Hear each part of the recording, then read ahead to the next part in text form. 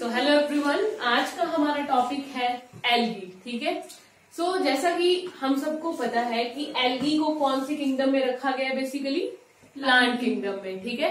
As we all know that how many kingdoms are there, 5 kingdom system of classification. ठीक है। तो बताओ कुणाल, किसने दिया 5 किंगडम सिस्टम क्लासिफिकेशन?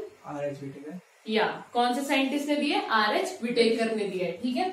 ये चीजें हमें सब कुछ पता है। अब देखिए, प्लांट किंगडम पे भी एक सिस्टम होता है, that is natural classification system. ठीक है। देयर आर 2 सिस्टम बेसिकली, एक होता था नेचुरल और एक होता था आर्टिफिशियल। ठीक है। जो नेचुरल सिस्टम है उसे कौन से साइंटिस्ट ने दिया है? बेंथम एंड हुकर ने। ठीक है। बेंथम एंड हुकर ने नेचुरल सिस्टम ऑफ क्लासिफिकेशन दिया है, और जो आर्टिफिशियल सिस्टम ऑफ क्लासिफिकेशन था उसे किसने दिया था? लीनियस ने दिया था। ओके। देखिए, सबसे पहले आर्टिफिशियल ही आया और उसके बाद कौन सा आया था? नेचुरल। ठीक है। आर्टिफिशियल टाइम के साथ साथ क्या हुआ? नॉट एक्सेप्टेबल हो गया। अब ऐसा क्यों हुआ? देखिए क्यों हुआ, बिकॉज जो लीनियस वाला सिस्टम था that was based on only morphological characters. ठीक है। तो इसीलिए टाइम के साथ साथ जरूरत पड़ी कि मॉर्फोलॉजी के अलावा और कैरेक्टर्स को भी देखा जाए। ठीक है। सो इसीलिए मॉर्फोलॉजी के अलावा अन्य कैरेक्टर्स को ध्यान में रखते हुए, that is cell structure, okay, reproduction, phylogeny, ठीक है, एंड टेक्सोनॉमी को भी इसमें इन्वॉल्व किया गया, और हमारे पास एल्गी, प्लांट किंगडम, इस तरह के नए नए किंगडम्स का डिस्कवरी हुआ। ठीक है। So this whole work is done by Bentham and Hooker. Okay, so let's study about algae. So देखिए algae होती क्या है? आपने देखा होगा बरसात के दिनों में क्या होता है, एक ग्रीन मैट लाइक स्ट्रक्चर आप देखते हैं, जैसे स्टैंडिंग वाटर पे वो green mat like structure develop करता है। ठीक है। And this structure is basically slippery. ठीक है। फिसलने वाला होता है। समझ रहे हैं बच्चों बात को? ठीक है। तो इसी तरह से अब देखिए क्या होता है, जो फिसलने वाला स्ट्रक्चर है उसी को हम बेसिकली क्या बोलते हैं? Algae. And I just want to mention one thing, that never get confused between algae and bryophyte. Okay? Bryophyte जो है वो कम स्लिपरी होते हैं। ठीक है। और bryophyte are thick mat like structures. लेकिन algae कैसी होती है? algae बेसिकली थिन होती है। ठीक है। समझ रहे हैं? So let's discuss about algae. Basically algae का कलर क्या होता है? आपने जितनी algae देखी होगी कॉमनली कलर क्या होता है बच्चों, बताओ? ग्रीन कलर की आपको देखने को मिलती है। लेकिन जरूरी नहीं है कि हमेशा ग्रीन देखने को मिले। ग्रीन के अलावा आपको कई बार और कलर्स की भी एल्गी देखने को मिल सकती है। ठीक है। जैसे कौन से कलर हो सकते हैं? इट में भी ग्रीन, ब्राउन भी हो सकती है और रेड भी हो सकती है। ठीक है। ग्रीन, ब्राउन, रेड, इस तरह के कलर्स आपको देखने को मिल सकते हैं। ठीक है। लेकिन कॉमनली कौन सी एल्गी मिलती है? लार्ज अमाउंट में ग्रीन एल्गी। ठीक है। सो बेसिकली एल्गी होती क्या है? It is a chlorophyll bearing. ठीक है। ग्रीन कोई चीज क्यों होती है? बिकॉज उसमें क्या होता है? क्लोरोफिल। आपको पता है why plants are green, why leaves are green? Because they consist of green coloured pigment, that is chlorophyll. ठीक है। तो देखिए एल्गी में क्या होता है? क्लोरोफिल बियरिंग होती है ये सबसे पहले। क्यों? बिकॉज उसी वजह से उसका ग्रीन कलर आ रहा है। ठीक है। नेक्स्ट थिंग, कैसा स्ट्रक्चर है इसका? सिंपल। आपने देखा होगा बहुत कॉम्प्लेक्स नहीं होती एल्गी। ठीक है। एक ड्यूरिंग बरसात के दिनों में क्या होता है, एक ग्रोथ जैसी होती है एल्गी बेसिकली। ठीक है। Which leads to slipperiness. Okay. Next is thalloid. या this word is I think new for you, thalloid. ठीक है। थैलॉइड होता है थैलस स्ट्रक्चर। ठीक है। थैलॉइड का मतलब क्या होता है? Thallus structure. अब देखिए थैलस स्ट्रक्चर का मतलब क्या है बेसिकली? थैलस का मतलब होता है कि जब स्टेम, रूट और लीव्स में प्रॉपर डिफरेंशिएशन नहीं होता है। ठीक है। समझ रहे हो? मीन्स है तो प्लांट किंगडम में, लेकिन ऐसे प्लांट किंगडम में इन्वॉल्व है एल्गी जिसमें क्या होता है, ना ही तो स्टेम है, ना ही रूट है, एंड ना ही लीव्स है। So thallus structure may be defined as a structure which is not differentiated into stem, leaves and roots. Okay. Means true roots. आपको रूट्स मिलेंगी but they are false roots. ठीक है। कैसी roots मिलेंगी बच्चों? False roots. Okay. They lack true roots. So thallus का मतलब क्या हुआ? बोलो? Which lack true stem, true roots and true leaves. Okay. ठीक है। सो इस तरह से thalloid. So next is there autotrophic. Autotrophic क्या होता है बताओ? जो अपना न्यूट्रिशन को। यस। ऑटोट्रॉफिक मीन जो अपना फूड क्या कर रहे हैं? खुद सिंथेसाइज करते हैं। ठीक है। सो एल्गी कैसी होती है? Autotrophic. Why it is autotrophic? क्योंकि इसमें क्या है? क्लोरोफिल। क्लोरोफिल। क्लोरोफिल है तो ये क्या करेगा? फोटोसिंथेसिस करेगा। और फोटोसिंथेसिस कैसे होती है? With the help of sunlight. ठीक है, तो सनलाइट की जब मदद से ये कर रहा है, दैट मीन्स अपना फूड क्या कर रहा है? खुद ऑब्टेन कर रहा है। ठीक है, that is why it is autotrophic. Next है, ये कैसा होता है? एक्वेटिक। एक्वेटिक ये फ्रेश वाटर भी हो सकता है और मैरीन भी हो सकता है। समझ रहे हैं मेरी बात? ठीक है, it may be fresh water और it may be marine water. Okay, so ये था इसके बारे में एक बेसिक सा इंट्रोडक्शन। अब बात करते हैं हैबिटेट की। ठीक है, तो यहीं से हैबिटेट भी क्लियर हो रहा है आपको। हैबिटेट कैसा है इसका? एक्वेटिक। कभी भी आपको ड्राई प्लेस में एल्गी देखने को नहीं मिलेगी। सिमिलरली ड्राई प्लेस में कभी फंजाई भी नहीं मिलती है, जैसा कि हमने लास्ट लेक्चर में डिस्कस किया था। ठीक है, तो देखिए हैबिटेट कैसा होगा। बेसिकली इसका भी हैबिटेट कैसा होगा हमेशा? This word is important, moist. Fungi का भी कैसा था? मॉइस्ट। ठीक है, सो हैबिटेट में हम लिख सकते हैं that habitat is moist stone. ठीक है, कोई भी ऐसा स्टोन हो सकता है जो कैसा होगा? मॉइस्चर वाला होगा। ठीक है, गीला पत्थर बोल सकते हैं। और सॉइल, सॉइल भी कैसे होनी चाहिए? मॉइस्ट होनी चाहिए। अगर ड्राई होगी, जैसे मान लीजिए आप डेजर्ट सॉइल की बात करें, तो क्या वहां पर एल्गी ग्रो कर सकती है? नहीं, no, it's not possible, because algae को ग्रो करने के लिए क्या चाहिए? मॉइस्चर। सो एल्गी आपको ड्राई एरिया में नहीं मिलेगी। और वैसे वुड, तो कभी आपने देखा सूखी लकड़ी पे एल्गी आ गई हो, ऐसा कभी देखा आपने? ऑब्जर्व किया? नहीं, इट्स नॉट पॉसिबल। ठीक है, हम क्या देखते हैं? जो भी गीली लकड़ी होती है, बड़े टाइम से आपने बारिश में उसको रखा है, ठीक है, पानी के लिए एक्सपोजर है, वहां पर एल्गी की ग्रोथ हो सकती है। वन वेरी इंपॉर्टेंट कि एसोसिएशन में, ठीक है, तो हमने फंजाई में भी ये पढ़ा था कि एसोसिएशन में लाइकन्स की फॉर्म में। तो लाइकन्स क्या होते हैं? Symbiotic association between algae and fungi. Yes, very good. Okay, so lichens का मतलब होता है एक सिम्बायोटिक एसोसिएशन एल्गी और फंजाई के बीच की। ठीक है, तो लाइकन्स जो है वो एल्गी का भी हैबिटेट होता है और फंजाई का भी होता है, दोनों का ही हैबिटेट हो गया। समझ रहे हैं?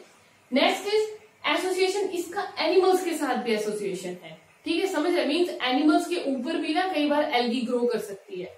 ठीक है, तो कौन से एनिमल्स हैं? जैसे कि स्लोथ, बेयर पे हमें देखने को मिल सकती है। ठीक है, so I think that habitat is clear to you? Yes, ma'am. Okay. So next is structure. अब एल्गी का स्ट्रक्चर कैसा होता है? ठीक है, so स्ट्रक्चर मैंने आपको पहले ही बता दिया एक वर्ड। कैसा स्ट्रक्चर है बताओ? Thalloid structure. सिंपल तो है ही, ठीक है, साथ ही साथ कैसा है? थैलॉइड। थैलॉइड का मतलब बोलो? Which lack stem, leaves and true roots. True roots नहीं होंगे, आपको रूट्स मिलेंगी। ओके, ब्राउन एल्गी मैंने अभी मेंशन किया था, तो ब्राउन एल्गी में आपको रूट्स मिलेंगी, लेकिन वो रूट्स कैसी होंगी? ट्रू नहीं होंगी, they are kind of false roots. ठीक है, so this is all about. Next, इसका स्ट्रक्चर कैसा हो सकता है? कॉलोनियल। कॉलोनियल मीन्स ग्रुप में बहुत सारी कॉलोनीज, मतलब है तो यूनिसेलुलर, लेकिन इस तरह से ये देखो ऐसे ऐसे करके। मोस्टली आपको एल्गी मल्टी सेलुलर मिलती है, यूनिसेलुलर बहुत कम होती है। समझ रहे हैं? यूजुअली एल्गी कैसी होती है? हमेशा मल्टी सेलुलर होती है। ओके, सो कैसी है ये? कॉलोनियल, या तो कॉलोनीज में मिलेगी। देखा है ना आपने, जब भी एल्गी लगती है तो एक बहुत मैट लाइक स्ट्रक्चर बहुत ज्यादा एरिया में आपको डेंसली मिलता है। ठीक है, so that is colonial. Next, इसका स्ट्रक्चर कैसा हो सकता है? फिलामेंटस। ठीक है, फिलामेंटस का मतलब क्या होता है? बहुत सारे फिलामेंट्स में क्या होगा? डिवाइडेड होगा स्ट्रक्चर। समझ रहे हैं मेरी बात? ठीक है, अब देखिए, एक होता है kelps. I think this is a new word for you. बच्चों, जानते हो कैल्प्स के बारे में? No ma'am. ओके, देखो कैल्प्स क्या होता है, जब बहुत सारी एल्गी डिपॉजिट होती है ना टाइम के साथ साथ, तो ये बहुत ही लंबे और हार्ड स्ट्रक्चर्स बनाती है। कैसे बनाती है? लंबे और हार्ड स्ट्रक्चर्स। एंड बेसिकली जो कैल्प्स हैं वो लेयर्ड स्ट्रक्चर होता है। लेयर्ड एक स्ट्रिप्स की फॉर्म में, जैसे ऐसे तह लगाते हैं ना कपड़ों का, रखा होता है, उसी सीक्वेंस में कैल्प्स आपको मिलते हैं, ऐसे स्ट्रिप्स लाइक स्ट्रक्चर। समझ रहे हैं? ठीक है, सो जब बहुत सारी एल्गी डिपॉजिट होती है वो एक हार्ड स्ट्रक्चर बना लेती है कैल्प्स, जो बहुत ही हार्ड इस तरह से देखो लेयर्स की फॉर्म में प्रेजेंट होगा, जैसे आप कपड़े तह लगाकर रखते हैं उस फॉर्म में। ठीक है, सो जैसे जैसे देखो बहुत सारी ग्रोथ होती जाएगी ना, तो फाइनली क्या मिलेगा हमें? एंड में एक मैसिव प्लांट बॉडी की फॉर्मेशन हो जाएगी। मतलब एक बड़ी प्लांट बॉडी, छोटे छोटे एल्गी मिलके क्या बना देंगे? एक लार्ज प्लांट बॉडी बना देंगे। ठीक है, सो नेक्स्ट इज इसके एग्जाम्पल। या this is very important from competition point of view. ठीक है, अगर आपको नीट वगैरह देना है तो उसके लिए बहुत इंपॉर्टेंट है एग्जाम्पल्स। ठीक है, देखिए कॉलोनियल, कॉलोनियल कौन सी एल्गी होती है? वॉलवॉक्स। कौन सी? वॉलवॉक्स। बोलो बच्चों, कौन सी? Volvox, yes. अब फिलामेंटस कौन सी हो सकती है? 2 एग्जाम्पल इसके एनसीईआरटी में आपको मेंशन है, that is Ulothrix and spirogyra. ठीक है, focus on the NCERT, competition में वही आएगी। ठीक है, तो बोलो एक बार फिर से, कॉलोनियल में वॉलवॉक्स, फिलामेंटस में यूलोथ्रिक्स एंड स्पाइरोगाइरा। ठीक है, नेक्स्ट रिप्रोडक्शन। तो रिप्रोडक्शन तो सिंपल है, कल ही हमने 3 तरह के रिप्रोडक्शन डिस्कस किए थे। फंजाई में भी कितनी तरह का रिप्रोडक्शन होता है? 3 टाइप्स ऑफ रिप्रोडक्शन। कौन कौन सा? Vegetative, asexual and sexual. Okay, तो हमें पता है वेजिटेटिव में तो फंजाई में बहुत सारी कैटेगरीज थी। ठीक है, क्या क्या थी बोलो? जैसे फ्रेगमेंटेशन हो गया, फ्यूजन हो गया और बर्डिंग थी। Very good. ठीक है, तो वैसे एसेक्सुअल सेम जैसा फंजाई में था वैसा ही इसमें है, लेकिन डिफरेंस क्या है वो मैं अभी आपको बताऊंगी। ठीक है, देखो एसेक्सुअल रिप्रोडक्शन इसमें भी कैसे है? स्पोर्स की तरह है। ठीक है, समझ रहे हो? स्पोर्स कौन से? बेसिकली जू स्पोर्स। ठीक है, तो फंजाई में आपको कौन से स्पोर्स मिलते हैं? 3 तरह के मिलते थे। कोनिडिया भी मिलता था, ठीक है, ओइडिया भी मिलता था, स्पोरेंजियोस्पोर भी मिलते थे। अब देखिए यहाँ पर क्या हो रहा है, एल्गी में आपको बेसिकली कौन से स्पोर्स मिलेंगे? जू स्पोर्स। ठीक है, और जू स्पोर्स कैसे स्पोर्स होते हैं? मोटाइल। Motile means moving. देखिए एक चीज याद रखनी है आपने कि कोई चीज अगर मूव करती है ना, जब भी कोई गैमीट मूव करता है तो इसका मतलब उसके पास क्या होगा? ये कोई भी चीज मूव करे मीन्स फ्लैजेला। ठीक है, कौन हेल्प करता है मूवमेंट में? फ्लैजेला। फ्लैजेला क्या होते हैं? They are long thread like structures. ठीक है, ये बेसिकली 1 से लेके 3 तक होते हैं। ठीक है, या तो 1 हो सकते हैं, मैक्सिमम 4 हो सकते हैं। ठीक है, किसी बॉडी पे कितने हो सकते हैं? ये 1 to 4 हो सकते हैं मैक्सिमम। समझ रहे? जितने फ्लैजेला होंगे उतना ही अच्छा क्या होगा?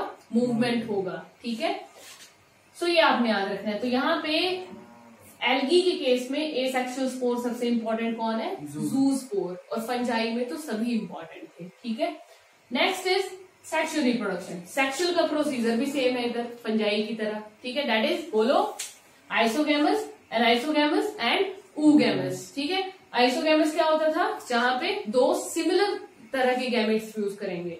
ठीक है, सिमिलर मीन्स जिनका साइज सेम होगा। ठीक है, वो 2 मोटाइल भी हो सकते हैं और दोनों नॉन मोटाइल भी हो सकते हैं। अब देखिए जो नीट में आपसे पूछा जाएगा कंपटीशन लेवल के लिए वो क्या है? Examples basically. तो अगर 2 मोटाइल गैमेट्स जो फ्यूज करते हैं और आइसोगैमस है, उसका एग्जाम्पल क्या है?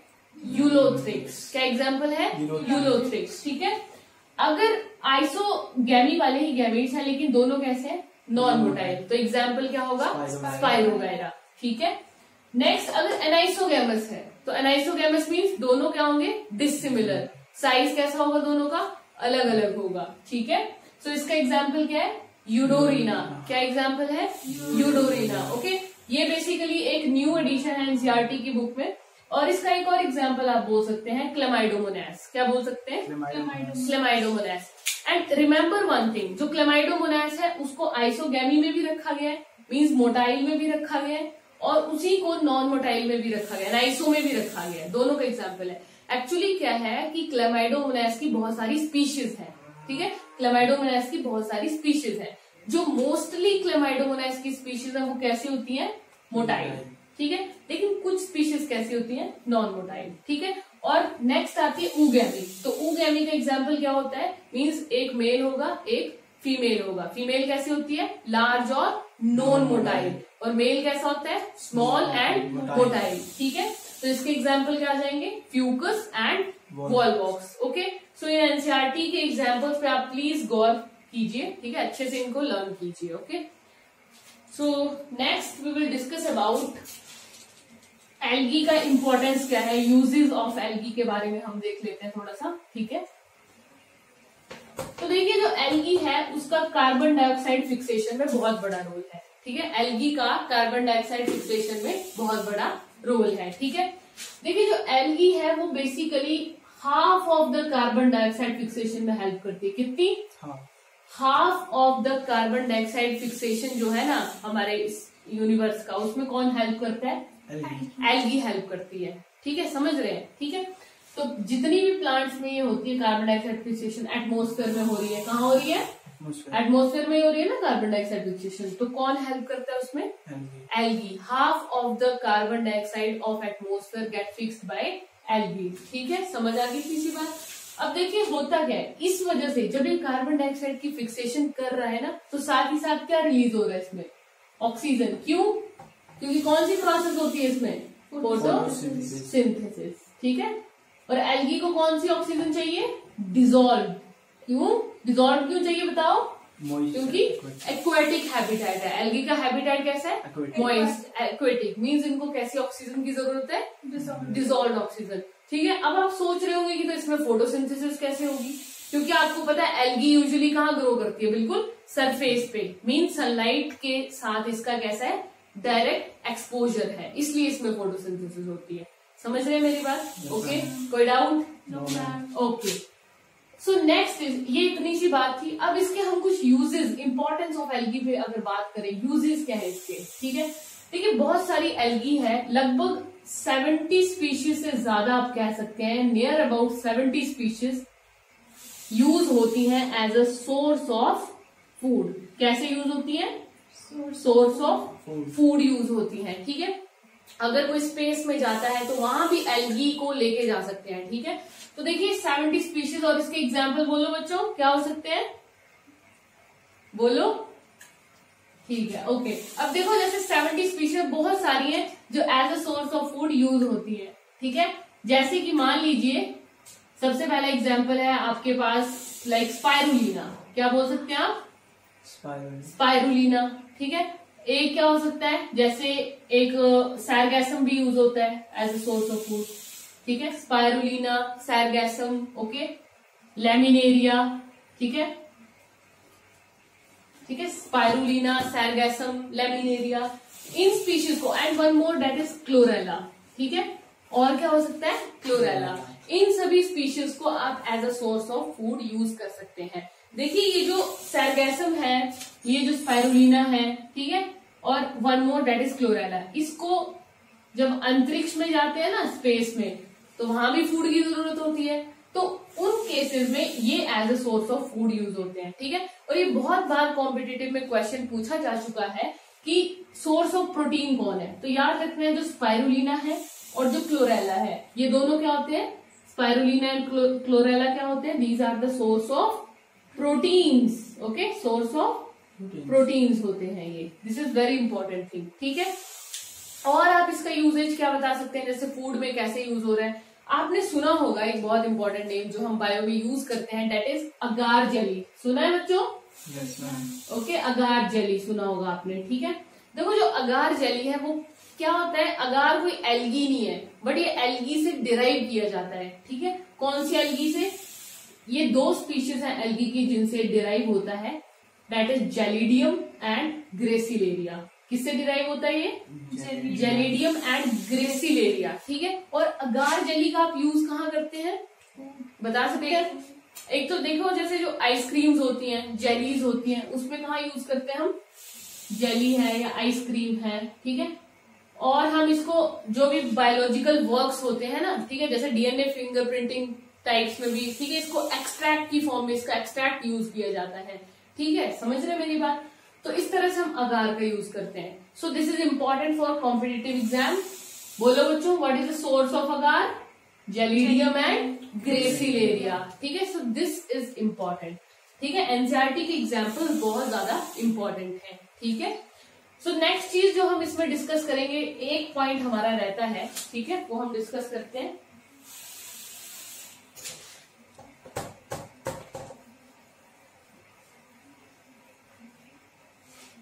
देखिए जो कुछ एल्गी होती है, अभी मैंने आपको बोला एल्गी कैसी होती है? वाटर में ग्रो करने वाली होती है। ठीक है, तो बेसिकली जो एल्गी होती है वो क्या सिक्रीट करती है? Water holding substances. क्या सिक्रीट करती है? Water holding substances. This is important. ठीक है, वाटर होल्डिंग सब्सटेंसेस, ठीक है, एल्गी सिक्रीट करती है। कौन से? दो तरह के वाटर होल्डिंग सब्सटेंसेस हैं। ठीक है, एक होता है आपका एल्जिन। क्या होता है? एल्जिन। और एक होता है आपका कैराजीन। कैराजीन एंड एल्जिन। ठीक है, जो एल्जिन है वो आपका कौन सी एल्गी से आएगा? ब्राउन एल्गी से। कौन सी एल्गी से आएगा? ब्राउन, और कैराजीन होता है रेड एल्गी में। ठीक है, होते क्या ये, these are water holding substances. ठीक है, इनको अगर आपने एक टर्म में कोलैबोरेट करके बोलना है तो इनको हाइड्रोकोलॉइड भी कहा जा सकता है। क्या कहा जा सकता है? Hydrocolloid. And this is also very very important thing to remember. So इस तरह से एग्जाम्पल्स को याद कीजिए, ठीक है, अच्छे से पढ़िए। उम्मीद रखती हूँ कि आपको एल्गी का लेक्चर अच्छे से समझ आया होगा। डाउट्स होंगे तो प्लीज कमेंट सेक्शन में मेंशन करें। Thank you.